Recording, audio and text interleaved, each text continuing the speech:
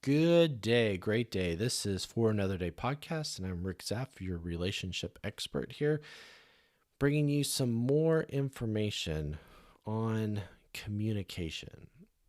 Y'all have been asking for it, so that's where I'm doing a couple episodes that I'm considering them called In Practice.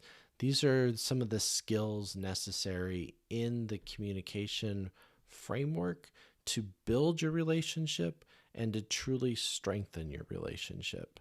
And so today, one of the things that I wanted to do was talk to you about conflicts and cooling off, because this is so key. Um, when I used to do counseling sessions with people, they would come in with so many hurts, so much past history that they could bring up when there was difficulties that happened. Those that were so fresh or that stayed fresh were usually the points of contention. They were the points where conflict happened and where there was not any resolve. And so here I wanted to give you a few points, just quick points, just to try to get you in the right frame of mind when it comes to communication. Because if you're not, it's not going to happen. I talked about in other episodes what types of statements, what to use and things like that, how to be very reflective and how to truly listen to the other person.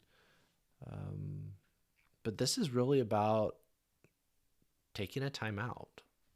You put a child in time out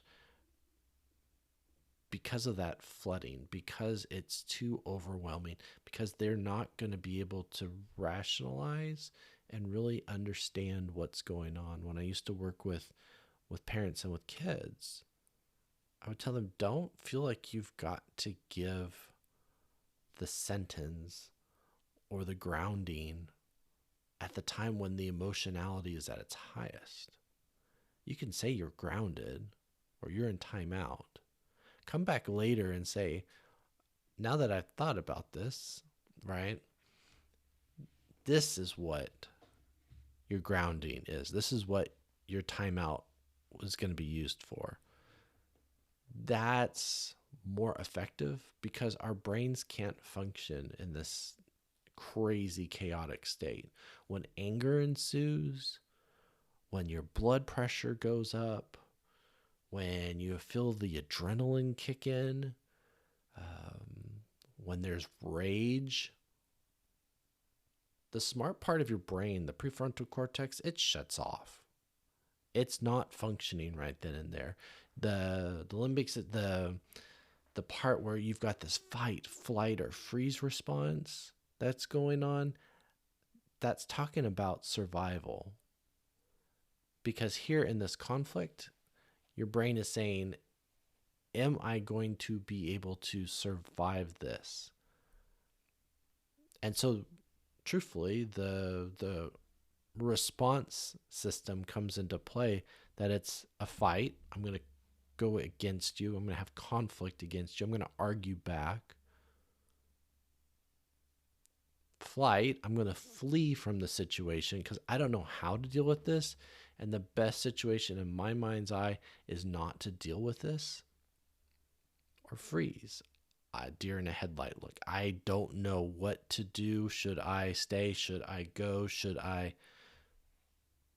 What should be the rationale here? And until you calm that response system in your body, it's not going to re-engage the prefrontal cortex. It's not going to engage that smart part of your brain. And so here for yourself, I'd really want to encourage you that you do have to take a timeout. You do have to bring it back down. I often tell couples, take 15 minutes, stop, take 15 minutes and go cool down. Walk around a little bit, read something, listen to music, do deep breathing exercises. I mean, usually I even kid them. I'm like, stand on your head for all I care. If that's what it takes to bring it back down, That's what it's about. Okay. We're looking here to cool off and so that we can re-engage effectively with communication. Now, if you come back together and it's just as heated, you didn't truly calm down. Take another break. It's okay. We're looking at trying to get this conflict resolution fixed, but it might not happen at that second. Okay. And that's okay.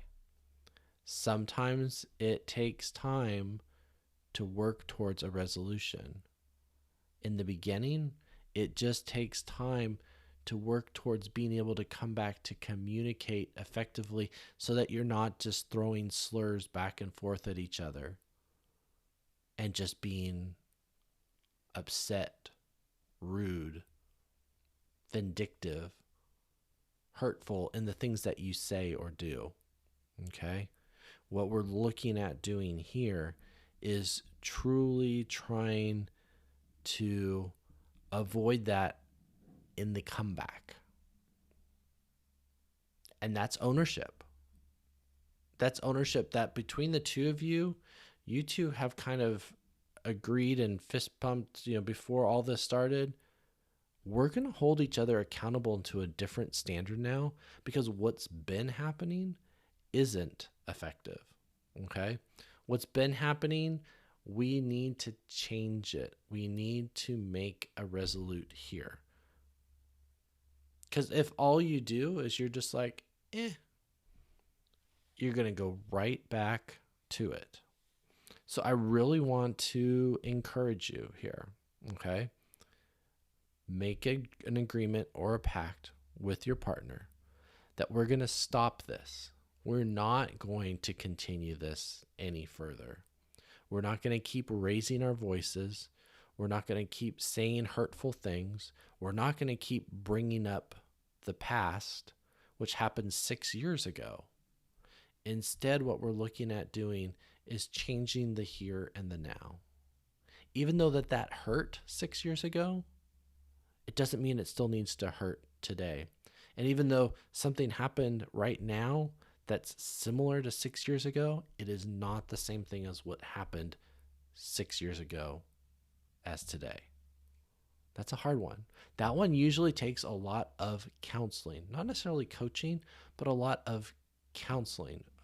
Counseling for the couple, because here, when I would do couples counseling, I want to hear from both people. I want the other person to be able to say, no, because you would say it like this. Because when you have just one set of eyes, ears, and a brain, you tend to change and twist your outlook. So you need each other here, this accountability for what is truth and what really did happen and will happen.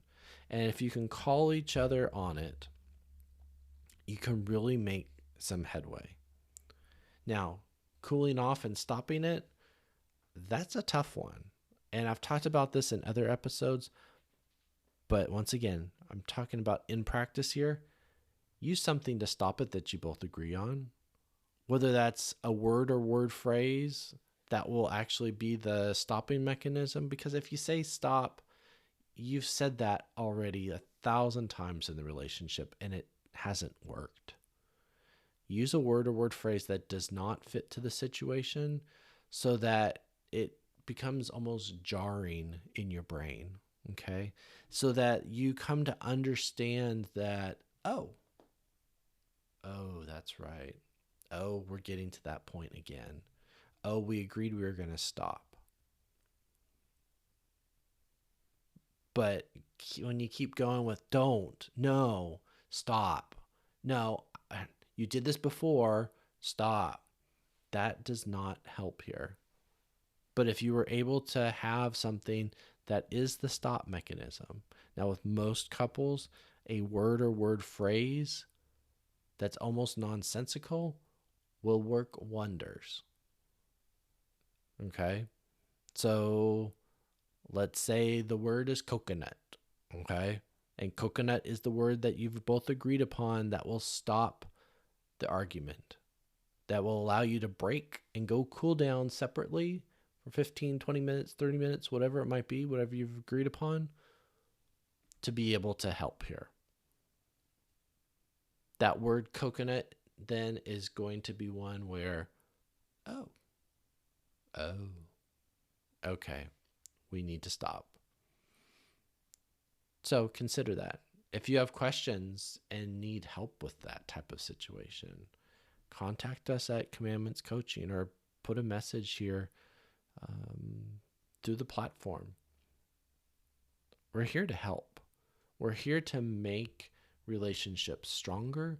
We're here to find out what strengthens them, what can heal them, what can make a difference with them,